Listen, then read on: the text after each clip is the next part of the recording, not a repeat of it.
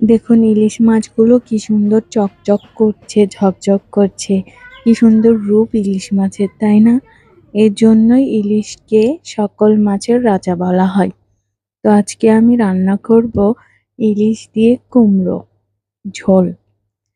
প্রথমে আমি ইলিশের গায়ের আঁশটা তুলে রেখেছিলাম। এরপরে এটা সুন্দর করে ধুয়ে নিচ্ছি। ধুয়ে নেওয়ার পরে ইলিশগুলো কেটে নিব। আপনারা কে কিভাবে রান্না করেছেন একটু বলবেন আমাকে কমেন্ট করে। আপনারা কি ইলিশ মাছ দিয়ে কুমড়ো রান্না করেছেন? আর খেতে কেমন লাগে আমাকে বলবেন।